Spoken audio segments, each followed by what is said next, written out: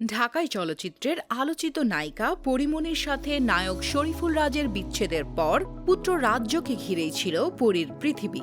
হঠাৎ কন্যা সন্তানের মা হয়েছে পরী, এমন খবরে অবাক হয়েছে তার ভক্তরা। পরী কন্যা সন্তানের মা হয়েছেন ঠিকই, কিন্তু নিজের গর্ভে লালিত কন্যার মা নয়, দত্তক নিয়ে মা হয়েছেন পরী। গত মাসে 6 দিন বয়সী এক কন্যা শিশুকে দত্তক নিয়েছেন পরীমনি। নাম রেখেছেন সাফিরা সুলতানা প্রিয়ম। মেয়ের জন্য আকিকাও সম্পন্ন করেছেন তিনি। 2 সন্তান রাজ্য ও প্রিয়মকে নিয়েই তার সুখের সংসার। এখন তাদের নিয়ে বেশ ব্যস্ত সময় কাটাতে দেখা যায় এই অভিনেত্রীকে।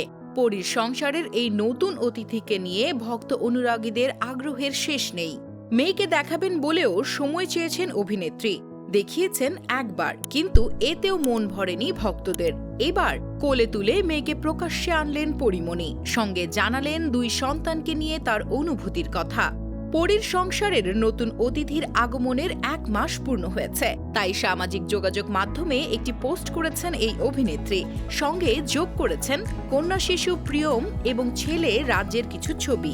রাজ্য এবং প্রিয়মকে নিয়ে পরীমনি লিখেছেন, এ আমার এক সুখের জীবন, আমার সুখের পাখিরা। আমার মেয়ের 1 মাস হয়ে গেল আলহামদুলিল্লাহ। এতে করে ভক্তদের সাড়া ছিল চোখে পড়ার মতো। কেউ কেউ মন্তব্য করে লিখেছেন, মা পরী সত্যি অসাধারণ, সুন্দর স্নিগ্ধ পদ্ম, প্রিয়ম আর পরী মাশাআল্লাহ, সুখের জীবন, সারা জীবন সুখময় হোক। একমাত্র পুত্রকে নিয়েই ভালো সময় কাটাচ্ছিলেন পরীমনি। এবার পরীর রাজ্যে একজন রাজকন্যাও এসেছে। এখন দুজনকে নিয়ে আনন্দে মাখামাখি পরীর ঘরে।